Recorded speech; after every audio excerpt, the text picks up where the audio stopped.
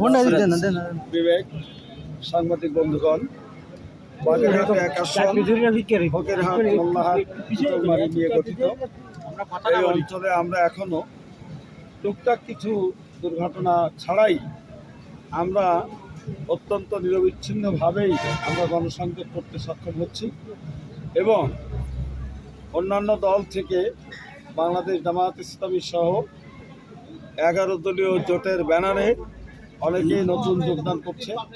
আজকেও ফকিরহাটে বেশ কয়েকটি রাজনৈতিক দলের নেতাকর্মীরা আমার হাতে হাত দিয়ে তারা যোগদান করেছে। আমরা জনগণের মধ্যে একটা ব্যাপক সাড়া পাচ্ছি, কারণ ফকিরহাট মোল্লাহাট চিতলমারীতে এই মাটির সন্তান কখন নেতা হয়নি, বাইরের নেতা এখানে আমদানি হয়েছে। অতএব আমি এই আসনেরই মানুষ, সেই হিসাবে আমি যে স্বতঃস্ফূর্ত সাড়া আমি পাচ্ছি সেটা আশাব্যঞ্জক।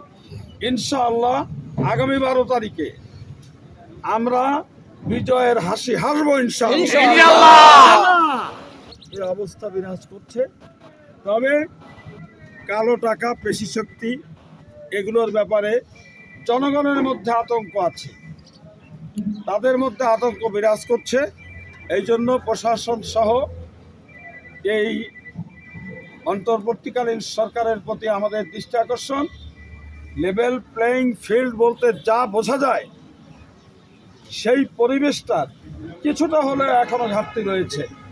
আমি আশা করি দেশের মানুষ এখন সচেতন, অতএব কোনো ধরনের অবতৎপরতা আমাদের এই নির্বাচনী বৈতরণী পার হতে কোনো বাধা দিতে পারবে না ইনশাআল্লাহ। আমরা সদা জাগ্রত আছি। ধন্যবাদ সকলকে। আমরা এই অঞ্চলটাকে গড়ে তুলতে চাই। আপনি যখন নির্বাচিত হবেন বা নির্বাচিত হলে ফকিরহাট চিতলমারীবাসীর জন্য কোনো বিশেষ পরিকল্পনা আছে কিনা আপনার? জি, আমার সর্বপ্রথম পরিকল্পনা হলো যে মাদক মুক্ত করা আমার এই বাগেরহাটে এক আসনকে, কারণ মাদকের বিভিন্ন বিষয়ে আজকে আমাদের তরুণ প্রজন্ম ধ্বংস হয়ে যাচ্ছে।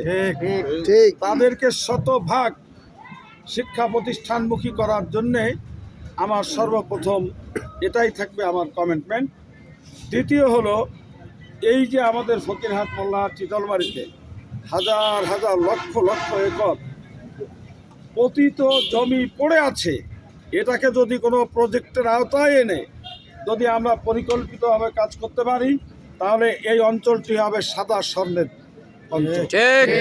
কর্মসংস্থান হবে, চাকরিমুখী হওয়া লাগবে না। শুধু যদি এইটাকে ন্যায় ইনসাফের ভিত্তিতে আমরা এই খাস জমিগুলো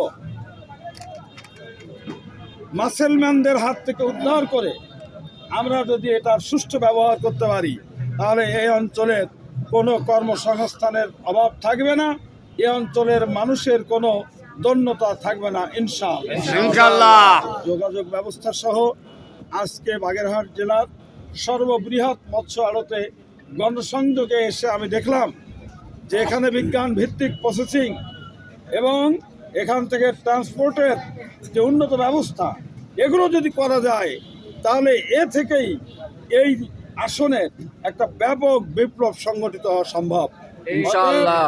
এই আড়তের যত ব্যবসায়ী আছে সকলকে আমি উদাত্ত আহ্বান জানাতে চাই, একটি দুর্নীতিমুক্ত বাংলাদেশ যদি আমরা গড়তে পারি, তাহলে এই ব্যবসা কেন্দ্রই হবে আমাদের উন্নয়নের সোপান ইনশাআল্লাহ।